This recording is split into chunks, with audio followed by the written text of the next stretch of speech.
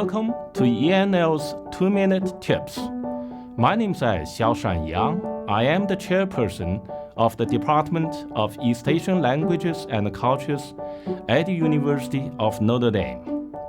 In this month's 2-Minute Tip, I want to emphasize the importance of honoring the rich linguistic heritage that so many Chinese students bring to their Catholic school communities through their multilingual skills.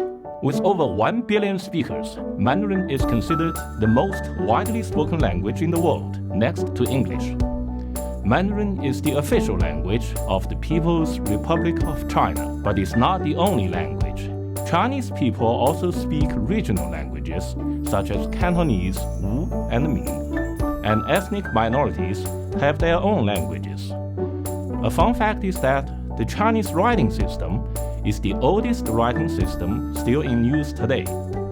Chinese characters have been found inscribed on the bones of animals that date from 1600 BC, which is about 1,000 years before the earliest extant Latin alphabet, of which scientists have found evidence.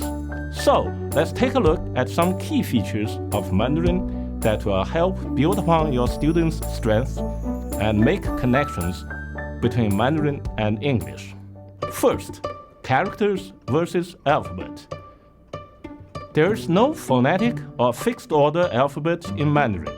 Instead, there are tens of thousands of unique characters. The Chinese dictionary is organized by radicals or graphical components. For example, most characters having to do with water or moisture all share the radical shui.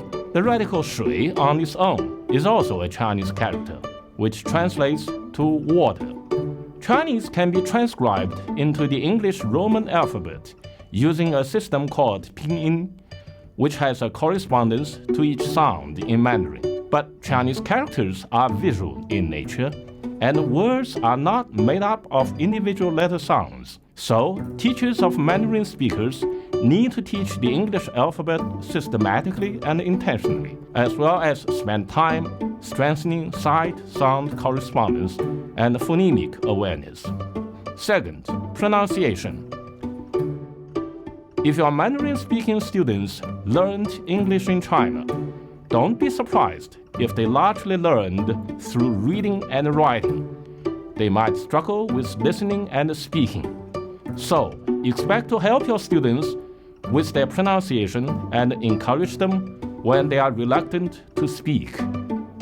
Consonant sounds at the end of words can be particularly challenging because there are no equivalent ending sounds in Chinese. In addition, some regional varieties of Mandarin pronounce the N as an L, while others do not distinguish between L and R. English also has more vowel sounds than Chinese.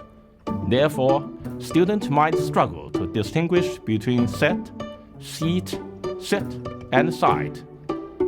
Third, verb tenses. The concept of time in Chinese is not handled through the use of different tenses and verb forms as it is in English.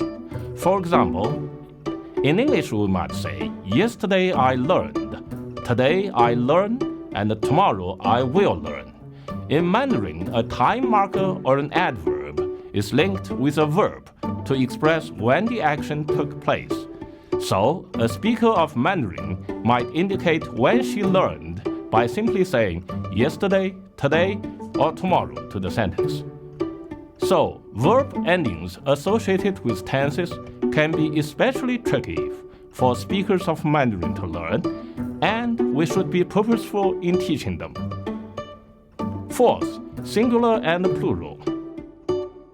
Mandarin does not distinguish between singular and plural nouns. Remembering to add an S to a noun when it is plural in English might be challenging for some students. Fifth, personal pronouns. Spoken Mandarin uses the same word for he, she, and it. It is not unusual for Mandarin speakers to mix up he and she in English, or to pause and think for a moment before selecting the correct pronoun. As the world becomes increasingly globalized, we will have more Chinese speakers learning English, and there are outstanding efforts to promote teaching Mandarin throughout the United States. What exciting times we are in! Enjoy making connections across these two great languages and helping your Mandarin-speaking students thrive in your classrooms.